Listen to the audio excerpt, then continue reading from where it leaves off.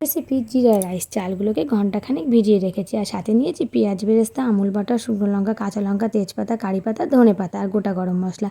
চালগুলোকে 70% সেদ্ধ করে নিয়েছি সাদা তেল লবণ আর তেজপাতা দিয়ে। এই যে ভাতটা আমি বড় জায়গায় ছড়িয়ে দিয়েছি ঠান্ডা হওয়ার জন্য। তেলের মধ্যে দিয়ে দেবো শুকনো লঙ্কা তেজপাতা গোটা গরম মশলা কারি পাতা আমুল বাটার সব কিছু দেওয়ার পর ভালো করে ভেজে নিতে হবে। ভেজে নেওয়ার পর আমি আগে থেকেই ভিজিয়ে রেখেছিলাম জিরেটা জল ঝরিয়ে নিয়েছি। এবার জিরেটা দিয়ে ভালো করে ভেজে নিতে হবে। এই ভাজা মিশ্রণটি আস্তে আস্তে ভাতের মধ্যে মিশিয়ে দিতে হবে। ভাতের মধ্যে দিয়ে ভালো করে মিশাতে হবে। ভাতগুলো কিন্তু চামচ দিয়ে মেশালে হবে না, ঝাঁকিয়ে মিশিয়ে নিতে হবে। এই যে ঝাঁকিয়ে মিশিয়ে নেওয়ার পর ওপর থেকে দিয়ে দিলাম পেঁয়াজ বেরেস্তা দিয়ে আমি আবারও ভালো করে মিশিয়ে নিলাম। তোমরা তোমাদের স্বাদ মতন চিনিটা দিও। আমরা একটু মিষ্টি কম খাই তাই চিনিটা অল্প দিয়েছি। চিনি দিয়ে ভালো করে আবারও মিশিয়ে নিয়েছি। এবার ওপর থেকে দিয়ে দেবো ধনে পাতা দিয়ে আবারও ভালো করে মিশিয়ে নিয়েছি।